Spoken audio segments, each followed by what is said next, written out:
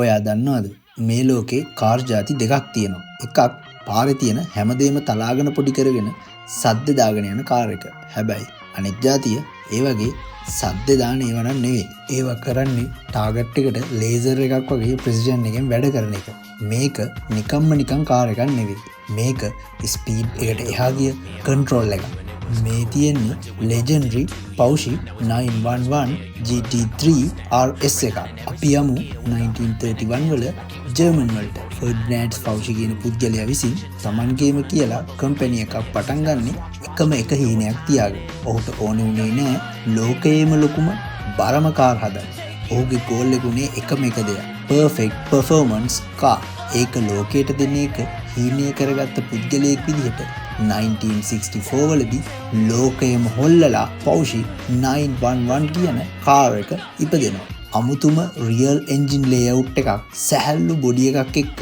අන්න ඒ racing DNA එක තමයි අදටත් මේ අපි දකින GT3 RS එක ඇතුලේ ජීවත් වෙන්නේ. 2001 වල The Fast and Furious film එක රිලීස් වෙද්දී ලෝකයේම ස්ට්‍රීට් රේසින් කල්චර් එක වෙනස් වුණා.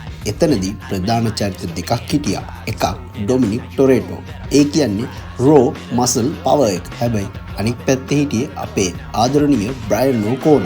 බ්‍රයන් ඕකෝන රිප්‍රසන්ට් කරේ ප්‍රෙසිෂන් ඇන්ඩ් කන්ට්‍රෝල්. ටොරේටෝ හැමතිස්සෙම කෙලින් පාරේ V8 එන්ජින් එකක් පාගලා දිනන්න හදද්දි බ්‍රයන් බැලුවේ පාරේ වංගුවස්සෙන් කාර් එකක් කොහොමද කන්ට්‍රෝල් එකෙන් නූලටම ගන්න කියලා.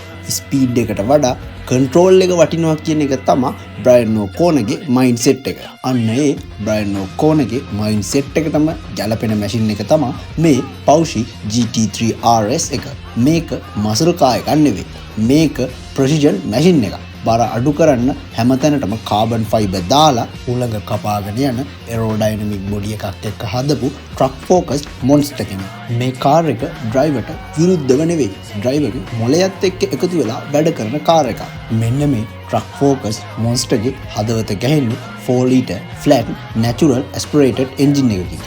ටර්බෝ ඇන්ඩ් සුපර්චාර්ජර් මේකේ ඉන්ක්ලූඩ් වෙන්නේ නැහැ. මෙන්න මේ පොඩි එන්ජින් එකකින් 520 හෝස් පවර් එකක් ජෙනරේට් කරනවා. මේ කාර් එකේ performance ගැන කතා කරොත් ඇස් පිල්ලමක් ගහන සැනින් ඒ කියන්නේ 3.2 second 60 mph ස්පීඩ් එකට මේ කාර් එකේ යන්න පුළුවන්. මේ මොන්ස්ටර්ගේ top ස්පීඩ් එක ගැන කතා කරොත් 310 kmh top ස්පීඩ් එකකට යන්න පුළුවන් වගේම මේ මොන්ස්ටර්ගේ top ස්පීඩ් කන්ට්‍රෝල් එක තියෙන්නේ ඩ්‍රයිවර්ගේ මසල් වල නෙවෙයි ඩ්‍රයිවර්ගේ මයින්ඩ් සෙට් එකේ. ඒ කියන්නේ මයින්ඩ් සෙට් එක හරියට තියෙනවා නම් මේ කාර් එක කන්ට්‍රෝල් කරගෙන টොප් ස්පීඩ් එකට යනවා කියන්නේ හරිම ලේසි වැඩක්. මේ කාර් එක ඇතුලේ ඉන්න කෙනාට ෆීල් වෙන්නේ ස්ට්‍රේට් ස්පීඩ් එක ගන්න නෙවෙයි. වංගුවක් ගනිද්දි දැනෙන කෝණ කන්ට්‍රෝල් එක. හැම මූවමන්ට් එකක්ම හැම මිලිමීටරයක්ම කැල්කියුලේටඩ්. මේක ඩ්‍රයිවර් කෙනෙක්ගේ ඇත්තම ස්කිල් එක ටෙස්ට් කරන කාර් එකක්. අන්ස්කිල් ඩ්‍රයිවර් කෙනෙක් මේ වගේ මොන්ස්ටර් කෙනෙක්ගේ টොප් ස්පීඩ් එකකට යනවා කියන්නේ ඇත්තටම ඩෙත් වොරන්ට් එක අත්තට ගත්තා වගේ වැඩක්. ඔයා දන්නවද මේ මොන්ස්ටර් එකේ තියෙන බ්‍රයිට් ග්‍රීන් කලර් එක, ගෝල්ඩන් කලර් වීල්ස් දැක්ක ගමන් පාරේ ඕන කෙනෙක් හැරිලා බලනවා. හැබැයි මේක ෂෝ ඕෆ් එකක් විතරක්ම නෙවෙයි. මේ ඩිසයින් එක පිටිපස්ස සයන්ස් එකක් තියෙනවා. මේකේ තියෙන ලොකු වීල්ස් නිසා টොප් ස්පීඩ් එකෙන් යද්දි පාරේ මූව් වෙන ගතිය අඩු වෙනවා. මූව් වෙනවා කියන්නේ මෙතන සරලව කිව්වොත් ලිස්සන ගතිය අඩු වෙනවා. මේකට මූලික හේතුව තමයි වින්ග්ස් වලින් ලබා දෙන ඩවුන් ෆෝසස් නිසා රෝඩ් මැග්නටික් එකක් ලෙස ටයර් ඇන්ඩ් කාර් බොඩි එක ක්‍රියාත්මක වෙන එක. ඉතින් ඔයා Fast and Furious 1 මූවි එක බැලුවා නම් බ්‍රයන් ඕකෝනම අනිවාර්යෙන් මතක ඇති. බ්‍රයන් ඕකෝනගේ කැරක්ටර් එකේදී එයා කිසිම වෙලාවක කලබල වෙන්නේ නැහැ. එයා focusing, calm and smart character එකක් තමයි ඒ Fast and Furious මූවි එකේ ඩෙවලොප් කරේ. ඒ මුළු ඉමෝෂන් එකම අපිට අපේ අත්ල මත තියාගන්න පුළුවන් විදිහට තමයි මෙටල් සමාගම විසින් මෙන්න මේ පොකට් සයිස් හොට් වීල් එක නිර්මාණය කරලා තියෙන්නේ. හැබැයි මේ පොඩි හොට් වීල් කාර් එක දිහා බලද්දි මේක සෙල්ලම් බඩුවක් විදිහට පේන්නේ නැහැ. මේක වර්ල්ඩ් ක්ලාස් ලෙජෙන්ඩරි සිම්බල් එකක් විදිහට තමයි මෙටල් සමාගම විසින් නිර්මාණය කරලා තියෙන්නේ. ඇත්තටම මෙන්න මේ පොඩි කාර් එක පිටුපස තියෙන හිස්ටොරිකල් ක්‍රියේටිවිටි එක ගැන ඔයා දන්නවද?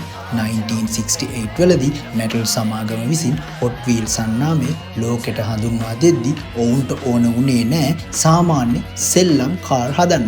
ඔවුන්ට ඕන වුණේ ඇත්තම කාර් එකක තියෙන ස්පීඩ් එක සහ අතිශය සවිස්තරාත්මක නිමාව. ඒ කියන්නේ ප්‍රෙසිෂන් ඩිසයින් එක අඟල් 3ක පුංචිම පුංචි ස්ටීල් එකකට ගේන්න 1968 වල ඉඳන් ආපු අවුරුදු ගණනාවක ඉතිහාසය සහ එක්ස්පීරියන්ස් එක තමයි මේ කාර් එක නිර්මාණය වෙලා තියෙන්නේ 1:64 කියන ස්කේල් එකට. ඒ කියන්නේ ඇත්තම පෞෂි කාර් එකක් හරියටම සමාන කොටස් 64කට බෙදුවොත් ඒකෙන් එක් කොටසක ප්‍රමාණයකට තමයි මේ කාර් එක හදලා තියෙන්නේ. මේ තරම් පොඩි ඉඩක් ඇතුලේ ඇත්තම පෞෂි කාර් එක තියෙන හැම කර්ව් එකක්ම හැම ලයින් එකක්ම නූලටම තියන්න හොට් වීල් ඉන්ජිනියරින් ස්කිල් එකට පුළුවන් වෙලා තියෙනවා.